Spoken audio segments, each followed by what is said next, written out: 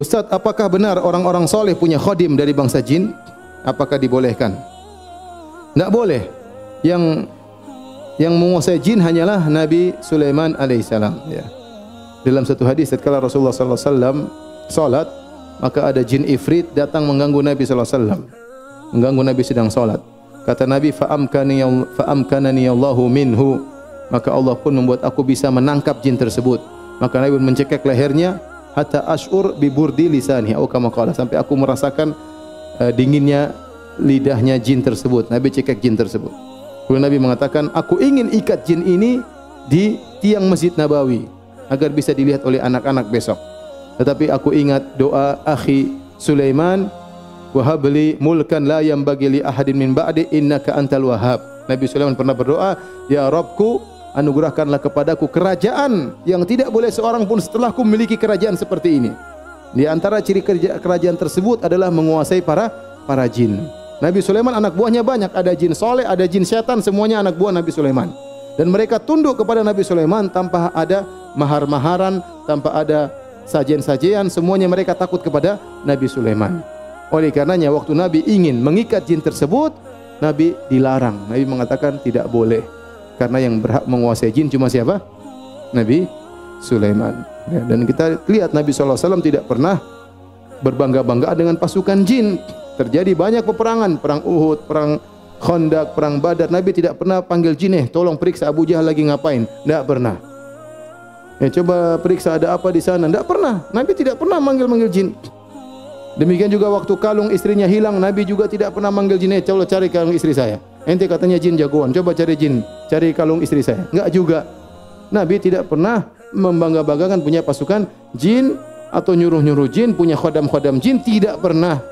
Bahkan Nabi mau tangkap jin saja Nabi tidak jadi, karena itu hanya hak siapa? Nabi Sulaiman alaihissalam.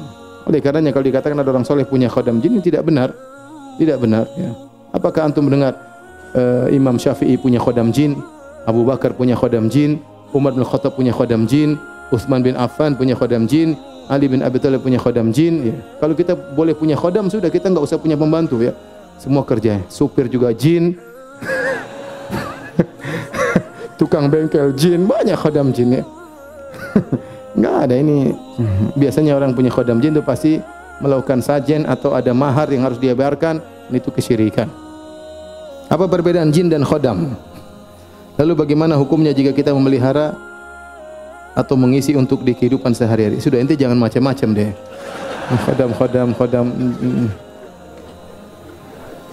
Dulu ada kawan saya, dia cerita, dia tukang pijit. Ditawarin sama kiai, Pak, mau khodam enggak? Khodam buat apa? Buat bantu bapak mijit. Jadi kalau mijit enggak usah gini, cuma jinnya yang setengah mati. Jadi cuma sentuh gini sudah kerasa orang yang dipijit. Kenapa? Dia punya khodam tukang pijit. Ya enggak. Jadi janganlah. Pasti nanti ada aturan mainnya, harus begini, harus begitu, harus kasih sajian, harus permintaan ini, harus di apabila terjerumus dalam kesyirikan. Bagaimana menasihati orang tua yang sering buat sajian di malam tertentu seperti kopi, bubur merah dan lain-lain? Terkadang bila ana mendapati sajian tersebut, ana langsung buang. Jangan dibuang, dimakan saja, enggak apa-apa.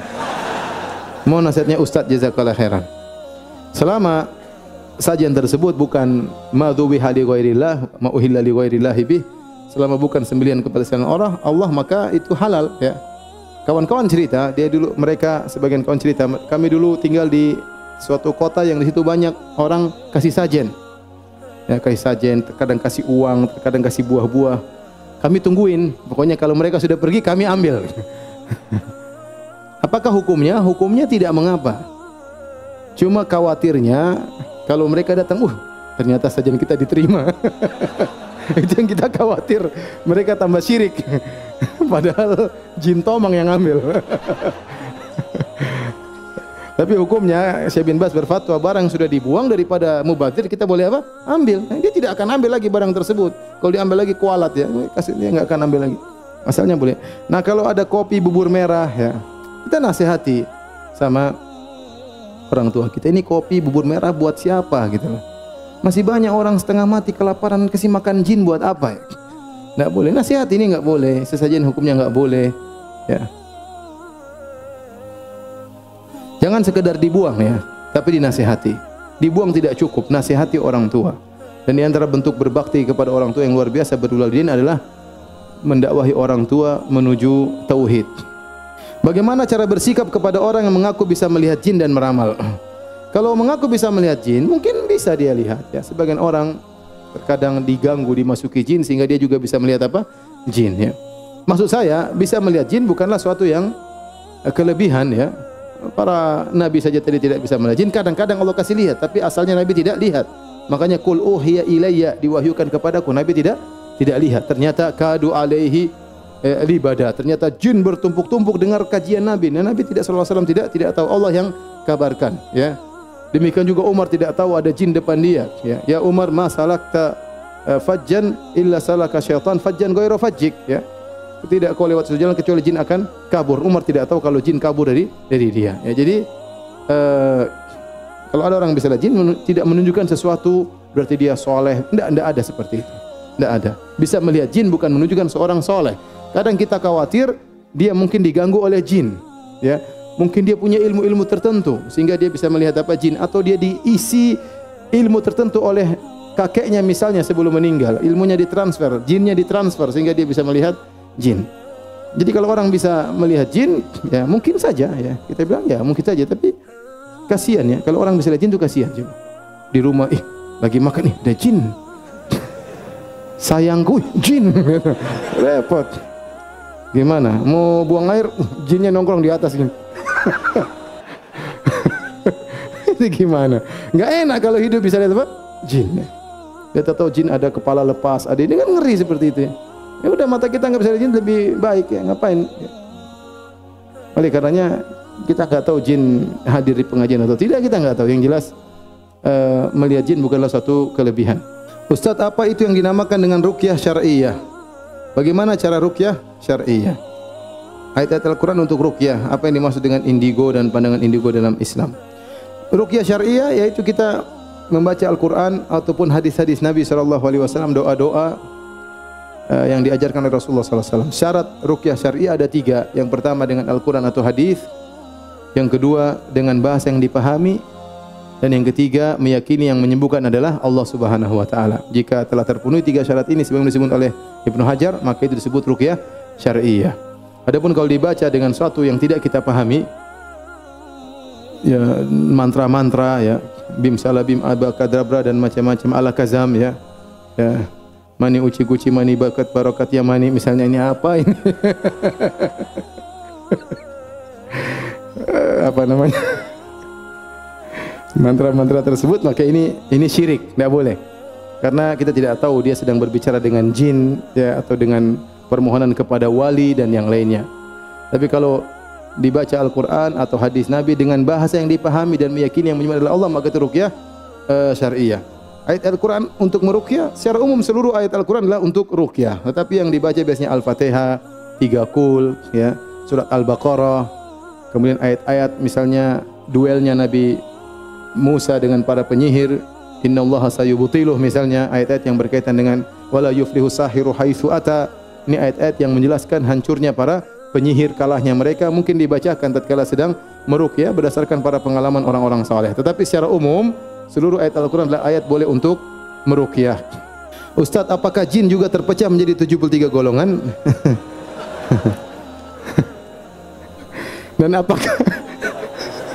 Dan apakah dakwah jin Ahlus Sunnah juga mendapat penolakan oleh jin Ahlul Bidah?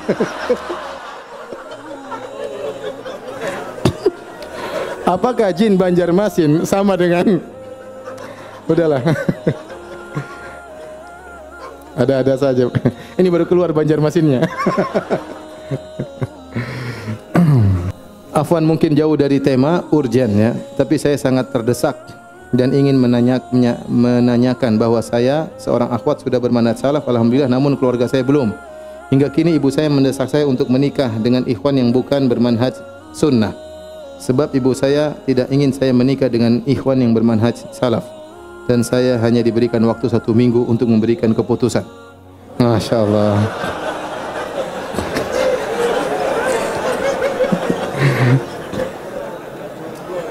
Masya Allah. Apa yang harus saya lakukan untuk menolak lamaran ikhwan tersebut? Allah alam ya, berat ini. Tolong nanti hubungi ustaz-ustaz yang ada di sini ya, biar bisa konsultasi lebih lanjut ya, karena harus tahu permasalahan secara lengkap. Ustaz, apakah hukumnya apabila kita mengusir dan bahkan membunuh jin karena dia mengganggu dan juga melalaikan kita dalam beribadah? Jangan kejam-kejam ya. Kalau jin ganggu, antum ruqyah saja ya. Kalau dia mati salah sendiri ya. Jangan ente tangkap, masukkan dalam botol, dikunci. Ya kasihan ini jin jomblo. Kalau dia ganggu, ente ruqyah, dia tidak mau terbakar, urusan dia. Kalau dia kabur, siapa tahu dia beriman, kena dakwah, kenal manhaj salaf setelah itu, bisa saja, kita enggak tahu. Jangan kejam-kejam ya akhi. Bagaimana cara solat Nabi Isa alaihissalam? Saya tidak tahu ya. Tapi para anbiya mereka solat, para nabi mereka solat. Ya, mereka solat ya. Tapi bagaimana cara mereka solat sehari berapa kali? Saya tidak tahu. Ya. Tidak dijelaskan dalam hadis-hadis yang sahih. Tapi kita yakin para nabi mereka solat dan mereka tunduk kepada Allah Subhanahu wa taala. Adapun bagaimana cara solat mereka, berapa kali dalam sehari, kita enggak tahu. Bahkan Nabi Ibrahim disebutkan waktu Sarah diambil oleh Raja Mesir, dia pun salat. Dia pun apa? Salat. Ustaz, apakah boleh jatuh cinta kepada haram girl, cewek Nasrani?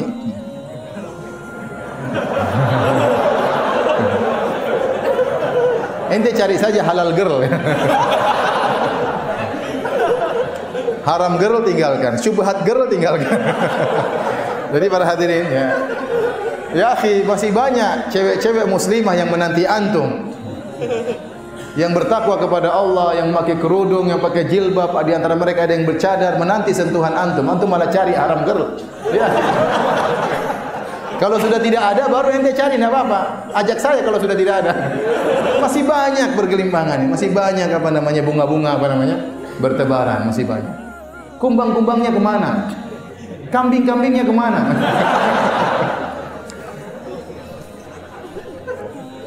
Boleh menikah dengan wanita ahlul kitab, boleh, tapi ya masih banyak kan. Karena ingat, kita memang secara hukum boleh, tapi apakah kita bisa mengatur anak-anak kita? Kemudian terkadang apalagi orang Indonesia sering laki-laki tunduk kepada istrinya, sehingga akhirnya nanti pendidikan anak-anak dikuasai oleh istrinya. Itu bahaya dan sering terjadi. Seorang laki-laki menikah dengan wanita ahlul kitab, ini anak-anaknya ikut ibunya, karena yang dekat sama anak-anak ibunya. Sementara dia kerja dan dia tidak bisa menguasai istrinya, akhirnya anak-anaknya di bawah tanggung jawab dia, ternyata beragama seperti agama ibunya. Rawan. Anak ingin menikah sebelum Ramadan. Penting, tulisannya penting. Tanda penting 3. Emang yang lain enggak penting, semuanya penting juga. Bismillah. Anak ingin menikah sebelum Ramadan, tapi akhwatnya mau setelah bulan Ramadan. Bagaimana jalan keluarnya? Ini penting kan? Pikir ada apa? Ya ente atur sama calon ente, mau sebelum sesudah terserah ente ya. Terserah ya, mau sebelum sesudah. Ya. Kalau sebelum Ramadan, hati-hati pas Ramadan. Ya, jangan sampai melanggar di siang hari. Kalau setelah Ramadan berarti masih lama. Ya diskusikan sama akhwatnya bagaimana. Ini aja baru awal sudah ribut, bagaimana kalau sudah menikah? Diskusikan baik-baik. Begini tidak perlu ribut ya. Tanya akhwat kenapa harus setelah Ramadan. Diskusikan. Saya kenapa sebelum Ramadan. Diskusikan. Cari jalan keluar. Hukum poligami tanpa sepengetahuan istri pertama. Apa maksudnya tanya begini? Dia sudah tahu jawabannya, cuma dia tanya-tanya saja. Apakah bagaimana dulu lulus di Universitas Madinah dan sampai jadi pengajar di Masjid Nabawi? Ada amalan khususnya? Saya tidak ingat ada amalan khususnya. Saya rasa itu rezeki dari Allah Subhanahu wa taala. Ustaz-ustaz yang lebih pintar dari saya banyak ya. Ustaz-ustaz yang lebih hebat juga dari saya banyak ya. Tapi kebetulan waktu dibuka pengajaran tersebut mereka sudah lulus. Pas saya lagi di situ belum lulus. Ya alhamdulillah itu namanya rezeki dari Allah. Tapi sebenarnya itu beban bagi saya, tanggung jawab yang besar. Ya. Saya setengah-setengah berat juga jalaninya ya. Mudah-mudahan diberi kekuatan oleh Allah Subhanahu wa taala. Ustaz, bagaimana menanggapi syubhat? Jangan mengatakan Syiah sesat kalau belum pernah masuk Syiah. Ya sudah, jangan bilang Nasrani sesat kalau belum masuk Nasrani. Ya. Jangan bilang ateis sesat sebelum kamu ateis. Paham? Ya. Jangan bilang LGBT sesat sebelum kamu jadi LGBT.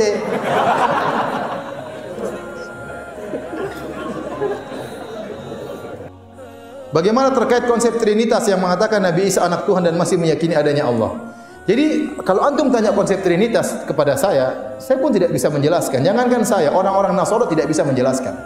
Antum tanya 10 kepala orang Nasara tentang konsep Trinitas akan ada 10 pendapat. Mereka juga bingung. Apa maksudnya 1 sama dengan 3, 3 sama dengan 1? Nabi Isa sama dengan Allah, Allah sama dengan Nabi Isa. Nabi Isa sama dengan Allah sama dengan Ruhul Kudus. Tiga perkara ini siapa? 3 oknum ini Nabi Isa, Allah sama Ruhul Kudus. Ya kan ini 3 Trinitas. Baik. Allah adalah Isa, Isa adalah Allah. Kata mereka. Baik. Allah adalah Ruhul Kudus, Ruhul Kudus adalah Allah. Apakah Ruhul Kudus sama dengan Isa? Aneh, 3 sama dengan 1, 1 sama dengan 3. Tidak masuk logika. Ya 3 ya 3, 1 ya 1. Coba kalau antum beli mobil sama mereka, ini harganya berapa? 300 juta. Saya bayar cash ya, ya bayar 100 juta. Kenapa 100 juta? 1 sama dengan 3. Mereka susah. Karena kita nggak bisa masuk logika 3 ya 3, 1 ya 1. Bagaimana 3 sama dengan 1? Mau dia logikakan, nggak masuk logika mereka, nggak akan masuk. Mereka saja tidak bisa mencerna hal tersebut, sehingga banyak mereka hanya ikut-ikutan, hanya taklid buta. Apakah foto wajah Yesus sama dengan Nabi Isa?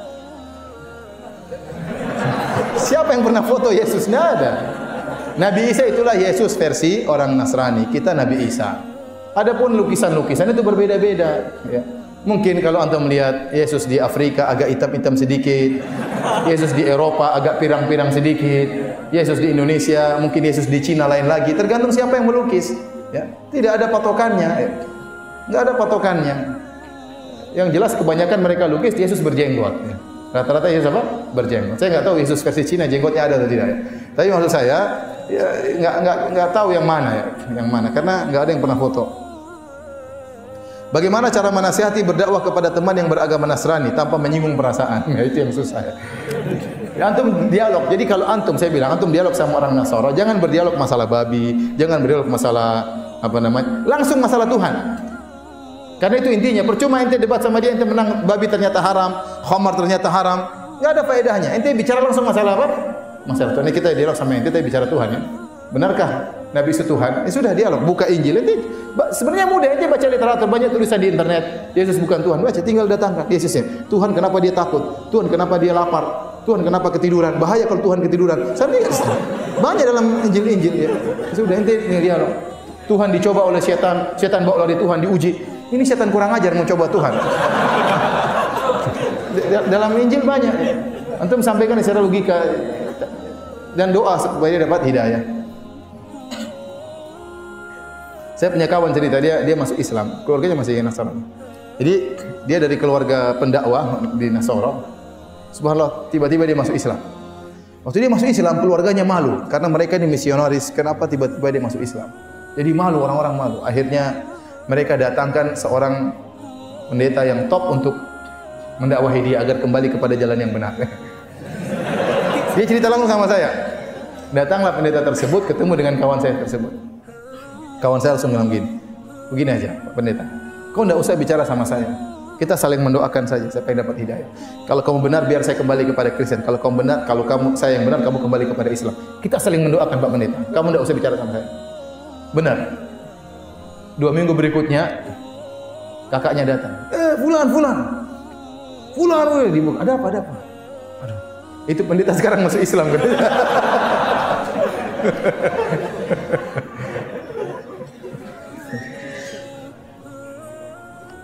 Bagaimana caranya bermuamalah berinteraksi dengan orang non muslim? Ya, apa non muslim kita? Nabi dulu berinteraksi dengan orang Yahudi, Nabi jual beli dengan orang Yahudi. Selama mereka baik, kita baik, kita beramah tamah dengan mereka, kita bergaul dengan mereka, kita berboleh sama mereka. La yahnakumullahu alladziina lam yuqatilukum fid din wa lam yukhrijukum min diyarikum an tabarruhum wa tuqsitu ilaihim.